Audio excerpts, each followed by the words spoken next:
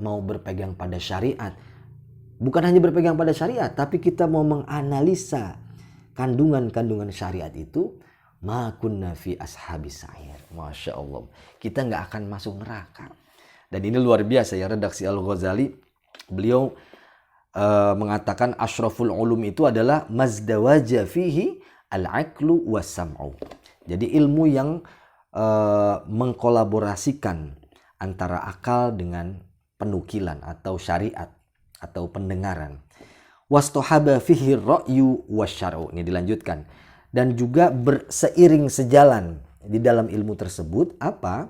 Ar-ra'yu logika atau rasio wasyar'u dan juga syariat. Lalu beliau mengatakan wal ilmul fiqhi wa usulihi min hadzal qabil.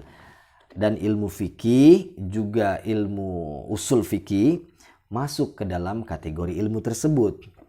Fa innahu, kenapa? Karena ilmu tersebut ya'khudhu min safwi syar'i wal aqli. Karena ilmu tersebut berasal dari kejernihan akal dan juga kemurnian syariat.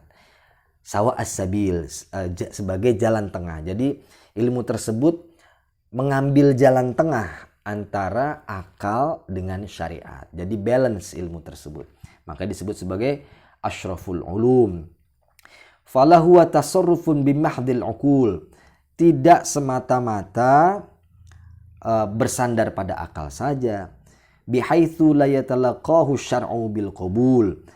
Dengan cara tidak menyambut syariat. Maksudnya hanya bersandar pada akal saja tapi syariatnya dikepinggirkan. Ini tidak.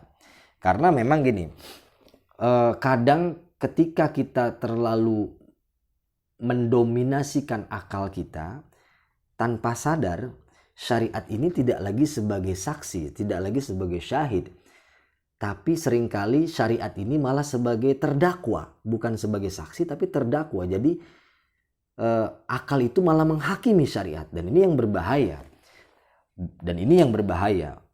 Al-Ghazali menyarankan atau memberikan jalan keluar, harus sawa asabil, jalan tengah antara syariat dan juga akal, pikiran, rasio, harus saling seiring sejalan. Beliau melanjutkan wali ajli syarafil ilmi fiqhi wasababih. Kelewatan. Ilmu ini bukan hanya mengandalkan kepada akal dengan tidak menerima syariat, wala huwa mabniun ala mahdit taqlid, dan juga ilmu ini tidak dibangun huwa mabniun ala mahdit taqlid, tidak dibangun hanya dengan taklid semata, ikut-ikutan saja. Alladzi la yashhadu lahul aqlu bita'yidi wa tasdidi, yang tidak bersaksi kepadanya akal bita'yidi dengan dukungan wa tasdid. Jadi akal juga harus menguatkan atau mensupport syariat. Begitupun juga dengan syariat. Wali ajli syarafil ilmil fiqhi wasababih. Oleh karena itu ilmu ini menjadi ilmu yang mulia. Gitu. Itulah sebab kenapa ilmu ini menjadi mulia. Karena itu tadi, karena menyelaraskan antara akal dan juga syariat. Waffarallahu dawa'iyal khalqi ala talabih. Oleh karena itu Allah melimpahkan dawa'iyah, motivasi-motivasi para makhluknya untuk mempelajari ilmu tersebut. Allah melimpahkan. Jadi ini sebenarnya menurut beliau ini sudah sunatullah. Makhluk-makhluknya ini atau hamba-hambanya wajib atau wajib termotivasi untuk mempelajari ilmu fikih dan usul fikih. Wa kana al-ulama bihi arfa'al ulama makanan. Dan oleh karena ilmu tersebut, adanya ulama dari ilmu tersebut menjadi arfa'al ulama, menjadi ulama yang paling tinggi makanan posisinya.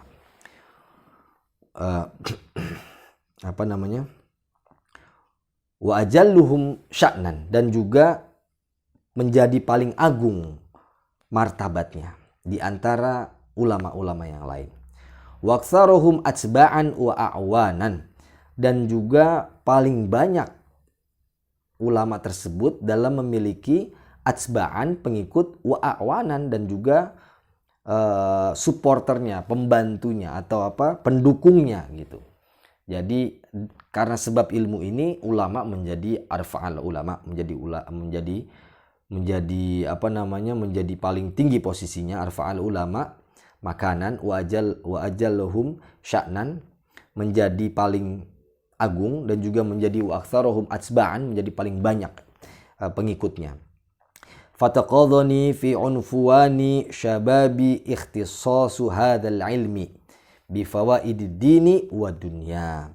Oleh karena itu, atau meminta kepadaku fi unfuwani syababi, di dalam permulaan masa remajaku, atau maka aku termotivasi karena sebab yang tadi, aku termotivasi, kata Al-Ghazali, di awal mula masa remajaku, ikhtissasu hadzal ilmi, mengkhususkan ilmu ini, bi fawaididdin, disebabkan faedah-faedah agama, disebabkan faedah-faedah yang terkandung di dalam ilmu ini. Jadi Al-Ghazali di masa mudanya memang sudah memfokuskan diri pada kajian-kajian fikih dan juga usul fikih. Wa thawabil akhirati wal ula, dan juga karena pahala akhirat yang utama bagiku.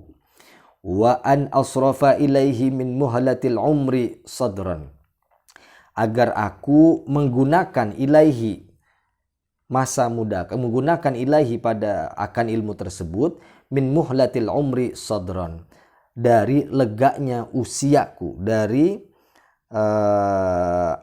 asal dari permulaan masa remajaku. Wa an akhussa bihi min mutanafasil hayati qadran, agar aku mengkhususkan diri min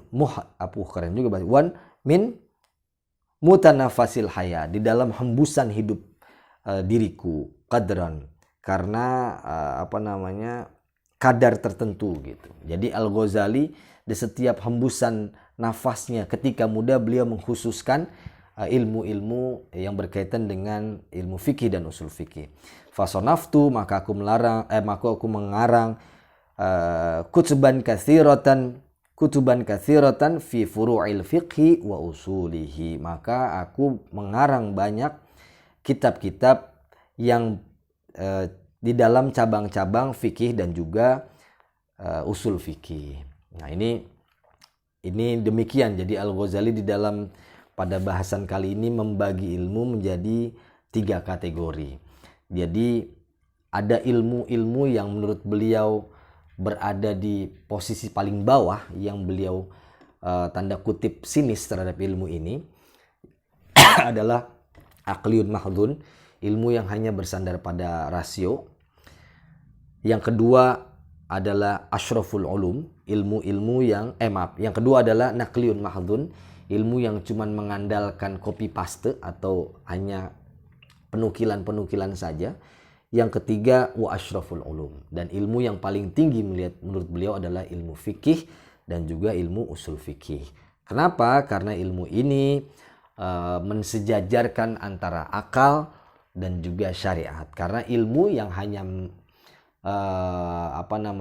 mengandalkan penukilan saja itu tidaklah disebut ilmu yang ideal, karena bahkan beliau mengatakan dengan nada yang agak pahit ya kalau bahasa saya, karena ilmu ini walaisa fiha majalul lil aqli, ilmu ini nggak ada domain akalnya sama sekali gitu, kata Al-Ghazali. Ini luar biasa ya. Jadi Al-Ghazali, kenapa beliau begitu sinis terhadap ilmu-ilmu akal? Ini kalau dugaan saya, lagi-lagi dugaan saya, beliau tuh sudah seolah-olah sudah memperhitungkan, sudah mewanti-wanti, di era itu sudah ada benih-benih sekularisasi di dalam ilmu gitu. Jadi mencoba memisahkan antara ilmu akal dan juga ilmu syariat. Padahal ilmu yang ideal adalah ilmu yang harus mensejajarkan antara akal dan juga syariat. Meskipun itu ilmu agama, tetap saja ya, meskipun itu kesannya ilmu agama, tapi tidak didasari dengan pemikiran yang baik, tidak didasari tata mekanisme berpikir yang ideal, maka itu tidak disebut sebagai asyraful ulum.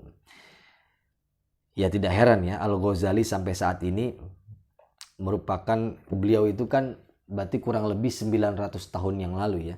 Tapi karya-karya beliau itu masih relevan untuk saat sekarang. Ini kenapa? Lagi-lagi karena menurut saya ya, beliau begitu gigih,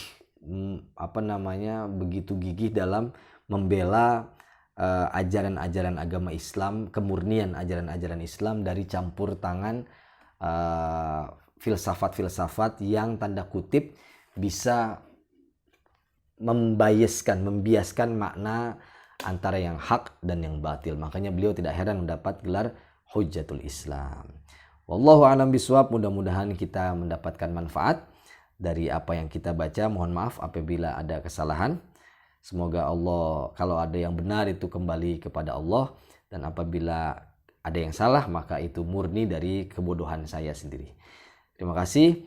Subhanakallahumma wa bihamdika asyhadu an la ilaha illa anta astaghfiruka wa atubu ilaik. Assalamualaikum warahmatullahi wabarakatuh.